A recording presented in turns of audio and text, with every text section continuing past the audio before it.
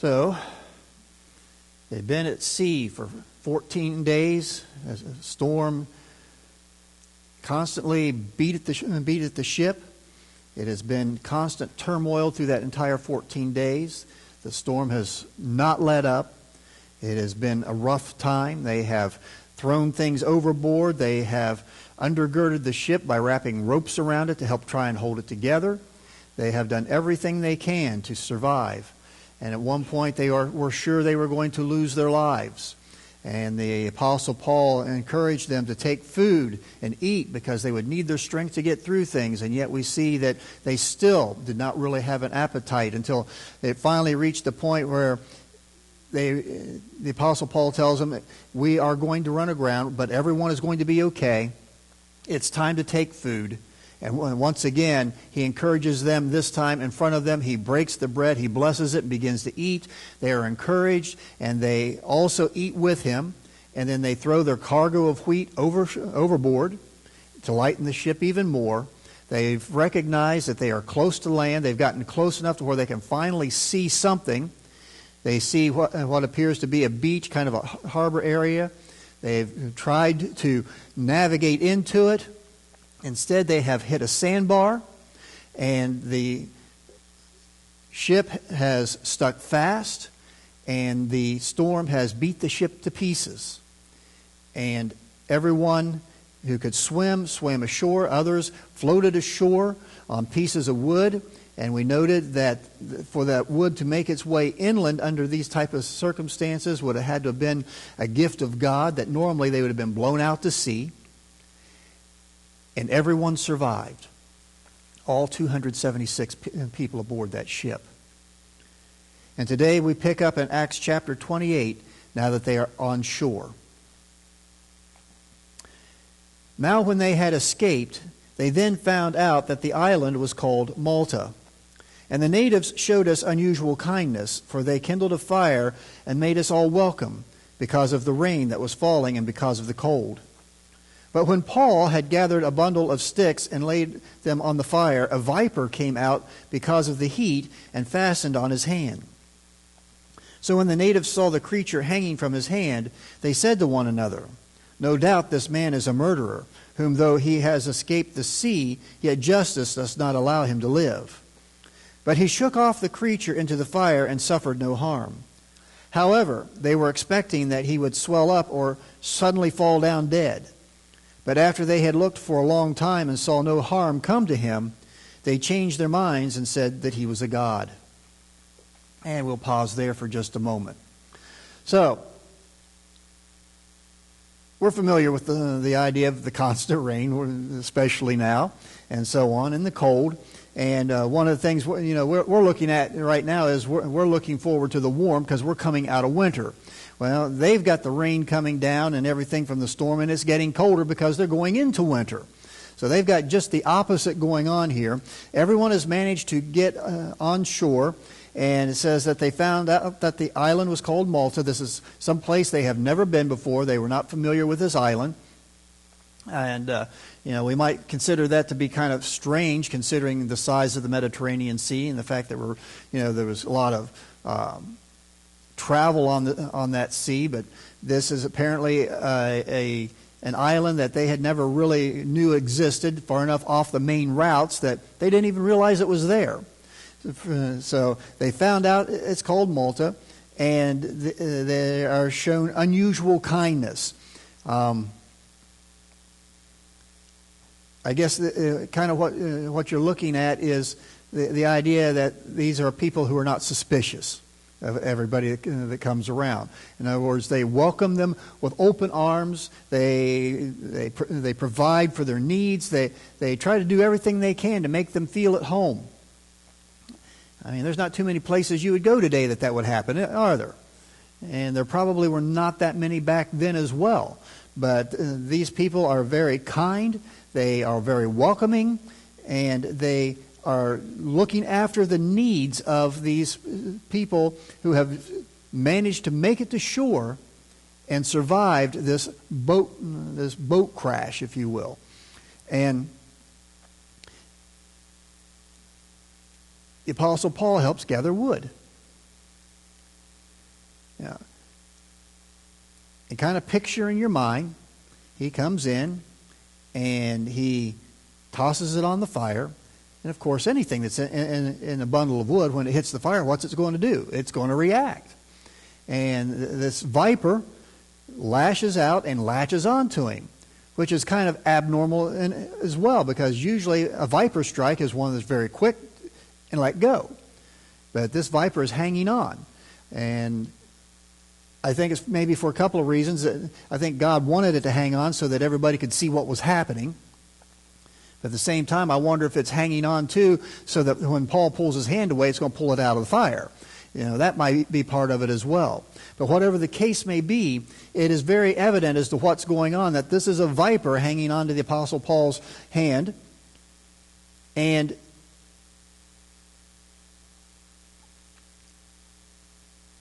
these people, like people today, look at things as omens. And they have come to the conclusion, well, he must be a horrible murderer or something. And even though he managed to survive, he's still getting justice. And a lot of people today, they refer to that as what? Karma. We as Christians, we know there is no such thing as karma, because if there was truly karma, we would be getting what we deserve too. And thanks be to God, we are not getting what we deserve. But this is that idea that the way nature works, you cannot escape the fate of what you have done. That whatever you have done, you are always going to have to pay the price one way or another. And so that's what they are envisioning here, that that right now the Apostle Paul is some horrible man who is supposed to be condemned to death, and he survived the sea, and nature is going to make sure that he still gets his just punishment. And so this viper has latched on, and the venom is now flowing through the Apostle Paul's veins, and there should be something happening anytime soon. And try and imagine sitting around this fire, everybody getting warm, and everybody is looking at the Apostle Paul. He is now the center of attention. Okay, well, how long is this going to take?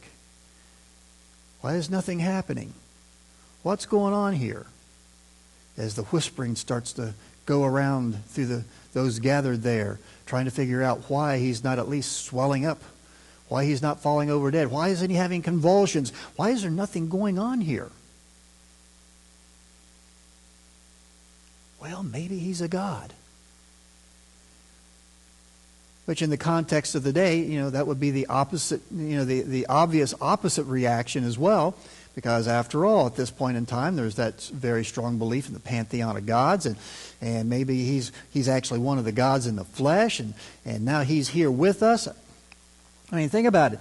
The Apostle Paul had trouble with this once before. When the town wanted to start sacrificing to him and Barnabas.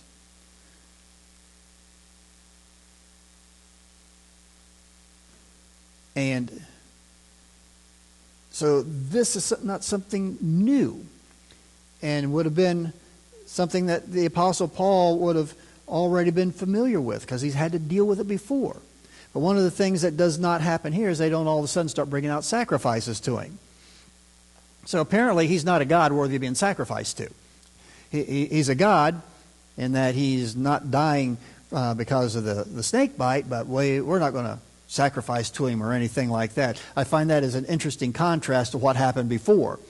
We got him bringing out all the gifts and the sacrifices, and Paul's tearing his clothes, and don't do this, and now they've changed their minds and decided he's a god, but they're not doing anything about it. So it kind of gives you the idea that while they believe in the gods, so to speak, they're not really that big into sacrificing to them.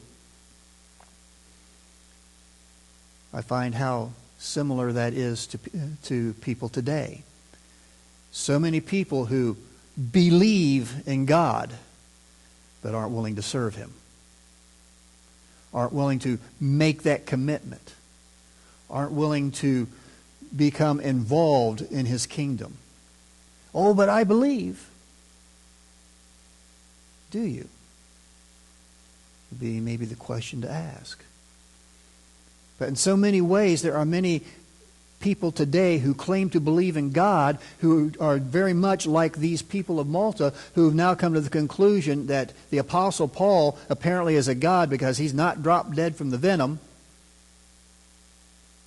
but yet they are not willing to take any action to serve him like the ones who did before. Interesting contrast. I know I've mentioned this a few times along the way, but have you noticed how many contrasts we keep coming across in Acts? As we start seeing so many different sides of things, so many different facets of the reality of life even today, that in virtually all of these different passages, we can see some element of society today right there. And yet we have so many people who will try to tell us, well, we don't, you can't take the Bible literal because things change. Really? Then why do we keep finding today in the passages of Acts if things have really changed? Because the reality is, things have not changed. We're still human beings. We still do the same things that they did back then. We still make the same wrong choices. We still commit the same sins. The only difference is it's easier to broadcast who's doing it.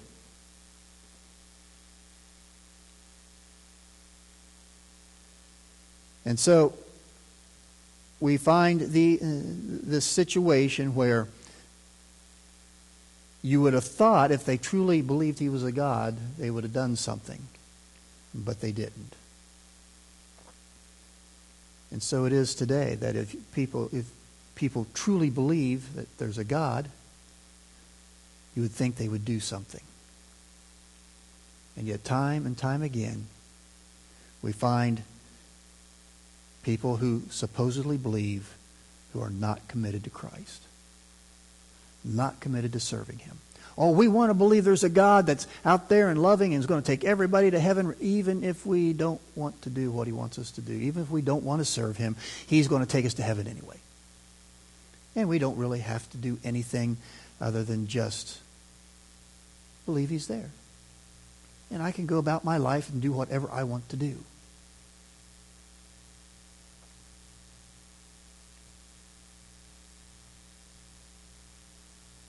And yet we know that based on what the Scriptures tell us, it doesn't work that way. Jesus said, if we're going to follow him, what do we have to do? We have to deny ourselves and take up our cross. In other words, we can't live our lives the way we want to live. We have to live our lives the way he wants us to live. And yet, sometimes that can be really tough. Yeah. Because sometimes those decisions mean that we may do without some comforts. Sometimes that decision to serve him might mean that our circle of friends changes. Not necessarily because we want it to change, because there are times where we want to keep the circle of friends and try to influence them, but once they find out there's a change in us, it changes by their choice, not by ours. And sometimes we do have to change that circle of friends just to make sure that we don't get pulled away.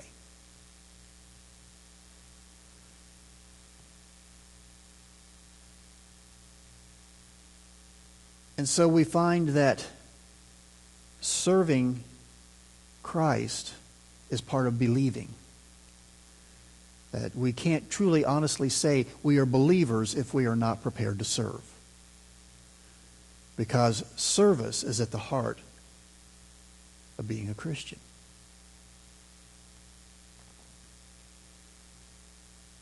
As Jesus said, the Son of Man did not come to be served, but to serve. And he was our example.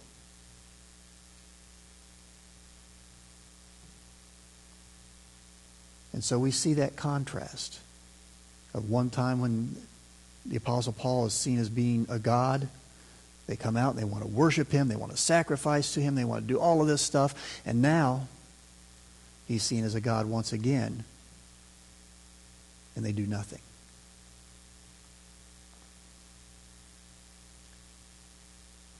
Any thoughts, comments before we continue on?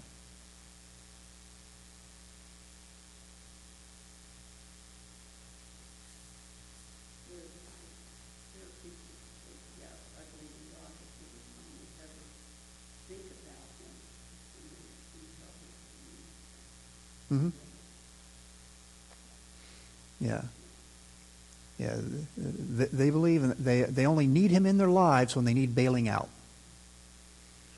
And the rest of the time, I don't really need him. I'm doing fine.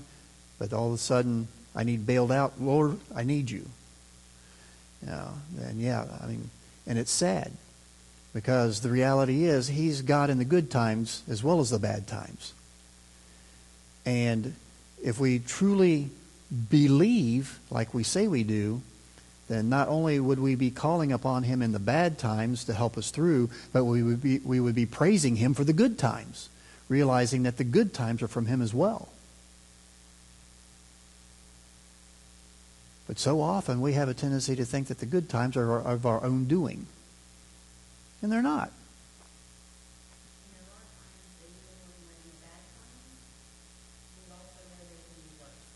Oh, yeah. Yeah. I mean, and there are times that when we're going through those bad times, we have to come across someone else who's going through it worse to help us to realize it too. But yeah, I mean, it's important that we understand that there needs to be that commitment to Christ in the good and the bad times both, not just calling out to him when we're in need. But striving to serve him when we're not in need, when things are going well. Because that is a blessing. I mean, think about it.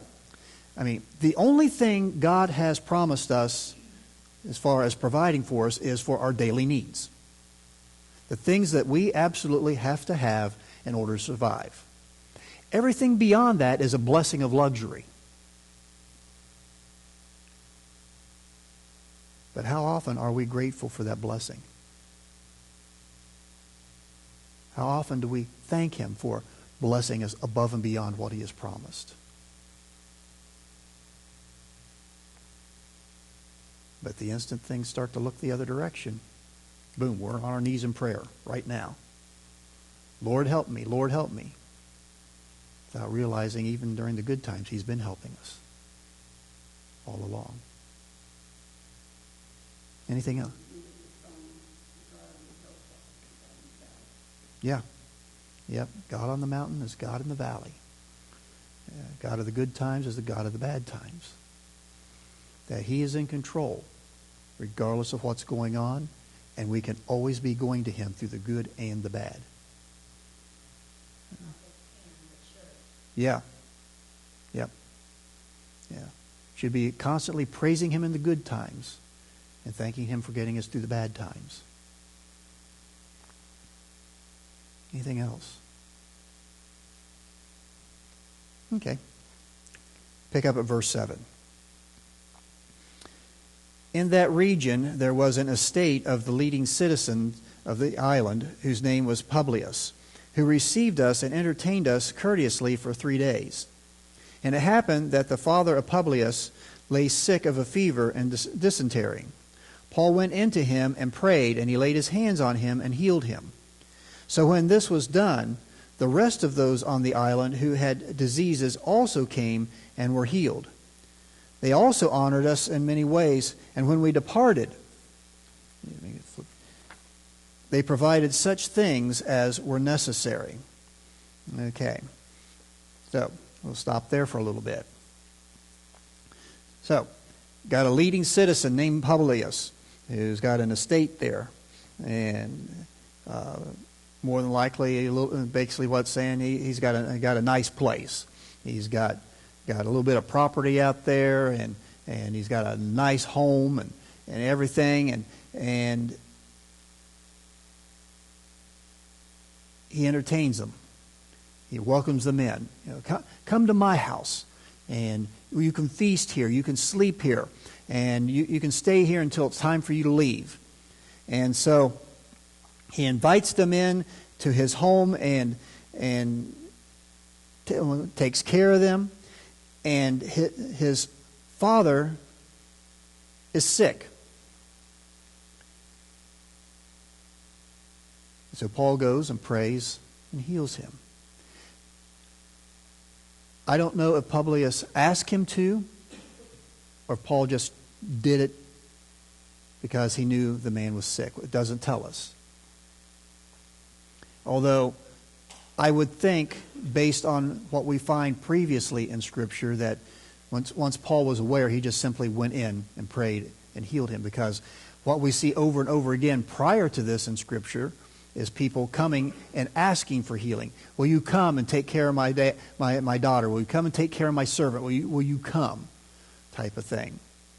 I mean, even earlier in the book of Acts, when the people sent for Peter to come and things like that. We don't see that in this passage. So the indication based on what we see previously is probably they're at this guy's house. And from the appearance of it, more than likely this is kind of the idea of the family continues to stay together generation after generation, which was relatively common. I mean, typically the family didn't up and move away somewhere else. The family stayed together. And you simply made more room in the home. And as the elderly became feeble, you took care of your parents. And so that's probably what's going on here. And the Apostle Paul finds out that his father is sick, has a fever, has dysentery. And more than likely what has happened is once he found out, he said, let me go take care of him. And he goes and he heals him. Now what happens? Oh, this guy can heal people. And you start having everyone on the island showing up. And notice what it says. It says the rest of those on the island who had diseases also came. Not just some of them, all of them. So try and imagine, here's Publius' house. It's a nice place. It's probably got walls around it, which would have been typical. And you've all of a sudden got this crowd of everybody on the island has now shown up wanting healing.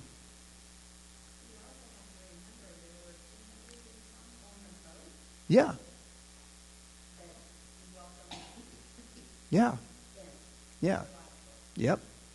Yeah, because the Scripture doesn't specify that he only welcomed Paul and his entourage. It indicates he welcomed all of them, all 276 of them.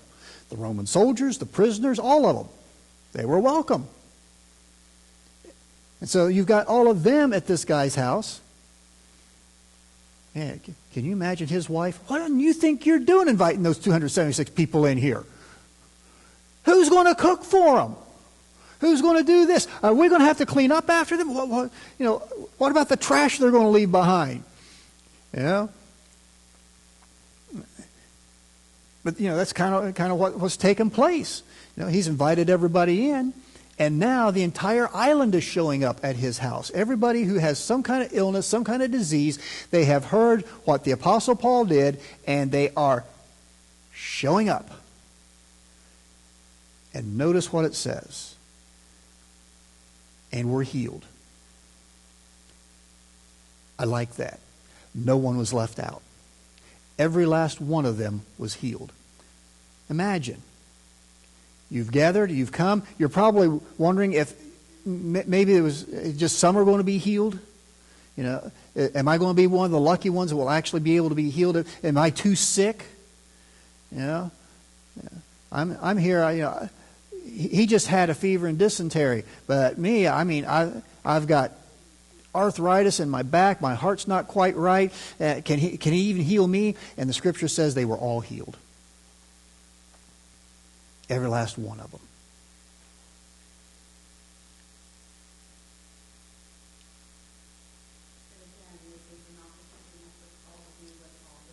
Yeah. Yeah. Mm-hmm. Yeah. said Paul laid his hands on them and healed them. But yeah, you know good and well the Apostle Paul is telling them, this is by Jesus Christ you are being healed. One of the things we see over and over with the Apostle Paul up to this point is he does not do anything without connecting Christ to it. And so you can rest assured Christ is being connected to everything going on here as well. At some point, I'm sure he's probably said, no, I'm not a God, but let me introduce you to the true God. Yes, you are being healed, but it's not by my power, it's by the power of Jesus Christ. Because it says, with Publius' father, it says, Paul went into him and prayed. Then he laid his hands on him and healed him. Made the connection. He didn't just walk in and do it. He prayed first. And so you can picture in your mind that as these people are beginning to come, the Apostle Paul goes to God in prayer and makes sure they understand that he's not the one doing it. That is God working through him, the true and living God. And I'm sure he ran into the same problem that he had run into before, is that even though he tried to explain to them that I'm not a God, I'm sharing with you the true and living God, if you remember before, they still had a hard time accepting that there was just one true and living God. I mean, face it, when you've been raised in that environment, I mean, that would probably be one of the toughest environments to come out of. It'd be one thing to come from atheism to the one true and living God. But to come from a multiplicity of gods to one true and living God, I can envision that as being an even more difficult step. Because you've already, in your mind, there's all of these gods, and this is just one more in the list, and you're trying to tell me he's the only one. Well, I'm already worshiping all these. What do you mean he's the only one? I'm trying to...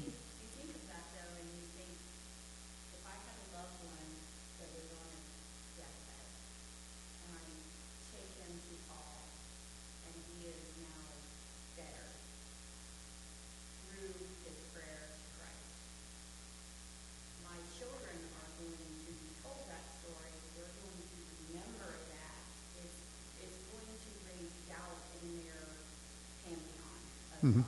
Yeah. Yeah. Let me tell you about the day Grandpa went in to see the Apostle Paul and about what he did through the God that he serves. Yeah. Yeah. It's something that gets passed down. You know, granted, at some point on down the line, it becomes more of one of those tales, even though it actually happened. You know, and that's one of the things that I think we need to understand about some of the stories we hear historically, you know, not necessarily scripture stories, but historically that, you know, for instance, you hear the tales of St. George the Dragon Slayer, and they say, well, that's just a myth. Well, if we understand the scriptures correctly, he probably did fight dragons, okay? Because we understand from scripture that, you know, what are referred to as dinosaurs today would have roamed the earth at the same time as human beings. People always speculate. I went to years and years ago, I went to a thing that Ken Ham did down in Cincinnati, and one of the things, you know, that they're always debating, well, how the dinosaurs became extinct. He says, I know what happened to them. They died. Yeah, quite simply, you know. And it's true. I mean, they were probably hunted to extinction because we've done that in modern times. There are certain species of animals out there that have gone extinct because of hunting. So it's not something that is new. But yet, you know, those things have become looked at as being myths, you know, tall tales. When we think about it, they probably were not tall tales. They probably really did happen. Side story. Yeah. I remember talking to Helen Kemp one time, and she told me the first time she saw a deer. She was 16 years old, put a milker on the first cow at the barn door, and she looked out and saw a deer. At the age of 16, I can count that many on my way home. Mm-hmm. You know, so people were hunting them for food at that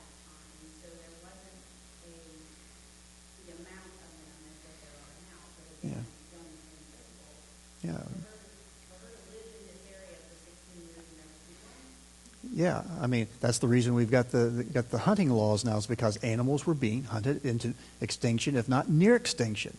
You know, the white-tailed deer almost became extinct because of hunting.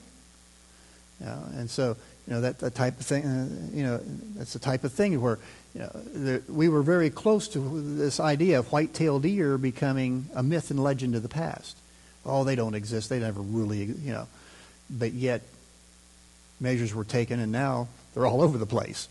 You know, you see them in herds of anywhere from 12 to 20 or more. So, but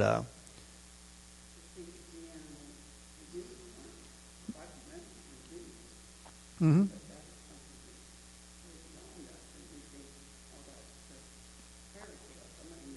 Yeah.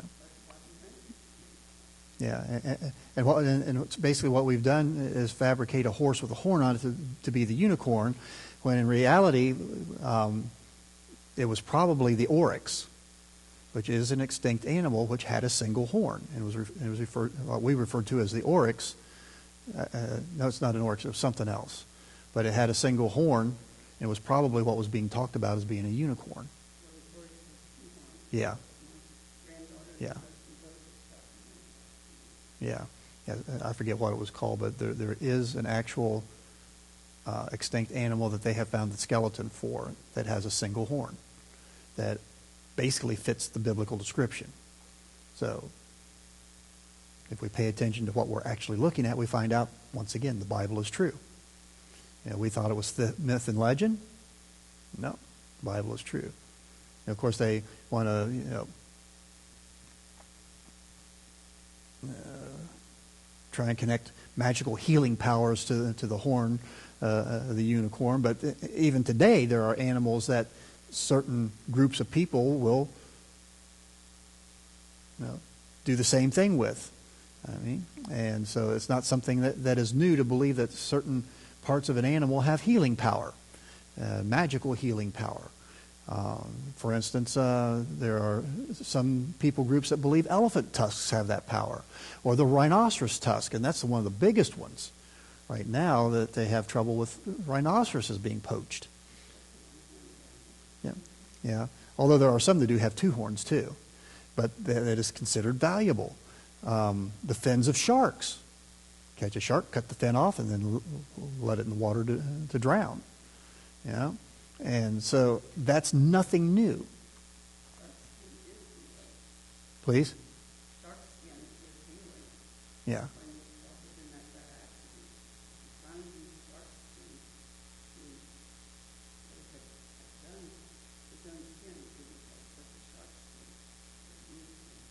Mm-hmm. Yeah. Yeah. But I'm sure that the shark skin that was used was not harvested in the way that these others are. That it, you know, to where, yeah, because once a shark's fins are cut off, it cannot properly swim, and a shark has to be in constant movement to survive. If it's not moving through the water, it will suffocate. So you've kind of got you know, like what you were saying. You know, these people are coming there, and the word's going to be passed down. You know, let me tell you about when Grandpa went to see the Apostle Paul. Let me tell you when Auntie went to see the Apostle Paul, and this being passed down as the Apostle Paul, like we read in our opening scriptures, is planting the seed for someone else to harvest on later on. And I think, you know, that's what we see happening through all of this. Because think about it. Have we really been seeing any harvesting taking place right now? We have in other places, but right now, what we're seeing is the Apostle Paul just planting the seed everywhere he's at. Even when he was talking to the centurion on the ship about what was about to happen, what did he say? An angel stood by me. In other words, the God I serve sent me a message. Planting the seed. And so through everything that is going on, as Paul is on this, we might say, well, I hate to say scenic route to Rome. He probably doesn't consider going through a 14-day storm be quite all that scenic. But, you know, going through the detour getting to Rome, through all of this, he's planting the seed everywhere he's at. Even in here on this island, as he is healing people, as he goes to God in prayer. Also, if they weren't aware that that island was there, Mm-hmm. These are seasoned sailors, and they Yeah. weren't aware that it was there. They've not been there. Yeah. So it may not be on the well-traveled path, but they still need touch, Yeah. They still need Yeah. And the other interesting thing is, too, is that somebody at some point had to be aware of it being there, because what's the guy's name? Publius. That's Latin. That's a Roman name. But yet they're not aware of this. So somehow this guy has ended up on this island and become a prominent citizen. I don't know, maybe he's somebody that came in and somehow showed up on this island and brought some semblance of governance to the island because of his background as a Roman or whatever. But Publius is a Roman name on an island that the apparently didn't know existed. I don't know, maybe he got shipwrecked there at some point. You know, it's very, very possible as well.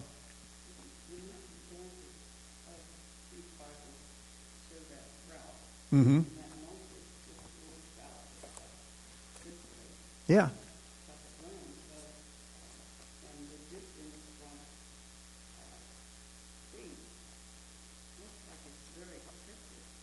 Mm-hmm. Yeah. I mean, physically, it is not that far from the other islands. Yeah. But yet, if the routes of the currents and the winds don't take you there, you'd never know it was there. I mean, there are constantly new islands being found simply because they're not along the regular route that ships travel. And occasionally somebody will go over with a plane, or a ship will get blown off course a little bit, and it's like all of a sudden, oh, there's an island over here. Yeah, and all of a sudden we've got a new island that's actually been there for who knows how long. We just didn't know it was there yet. So, but yeah, it's not all that far from the already well-known islands.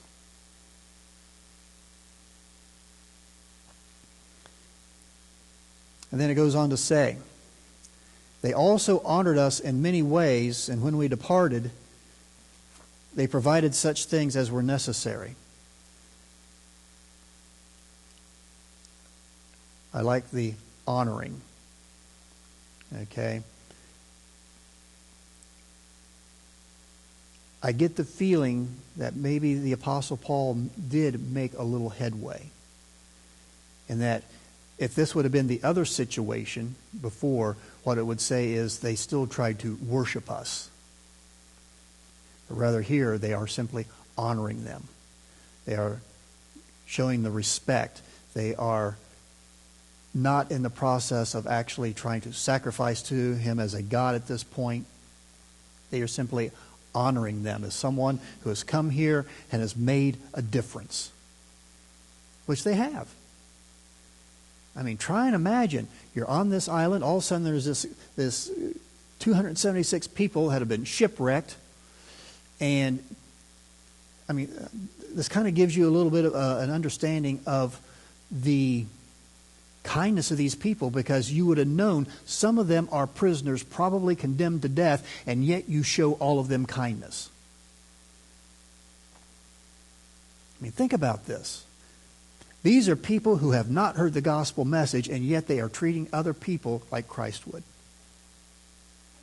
wonder if they're in their isolation, have they not been tainted with the massive amount of information about all these gods?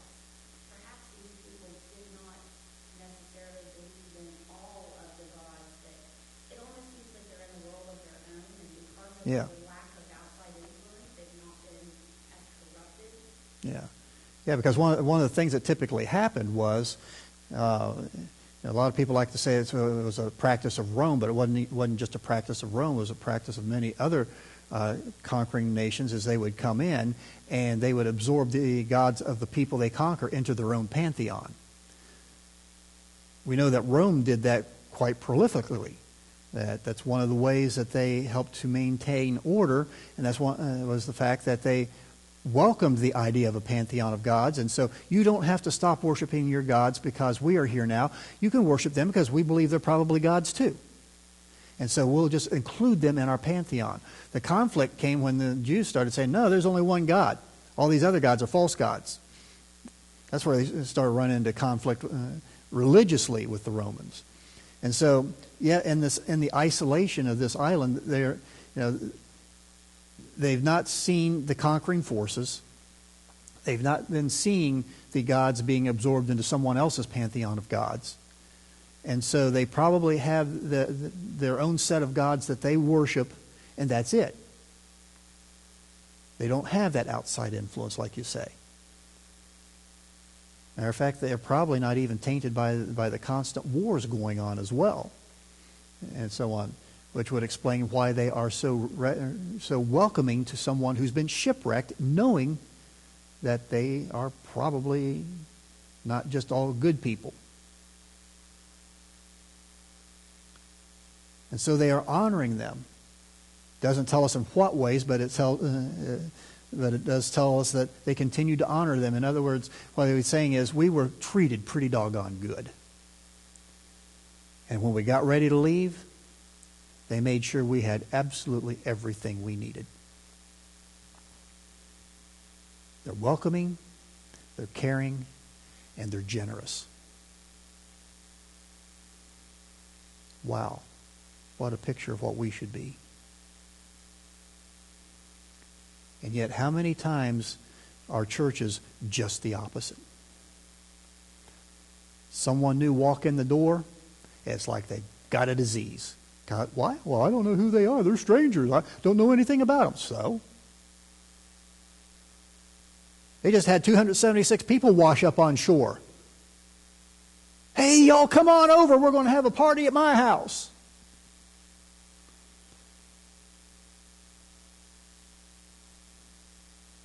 A lot could be learned just by this one passage.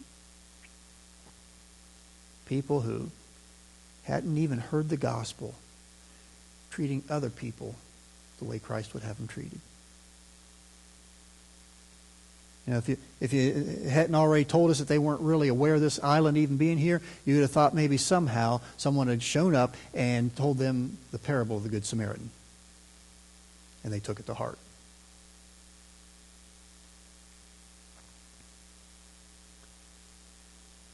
So they've been on the island for 3 days. They've been well cared for. Everybody on the island is well now because the Apostle Paul has healed all the diseases and injuries. And they're getting ready to leave. People of the island have made sure they've got all the provisions they need for the trip. And we'll pick up with verse 11 next week.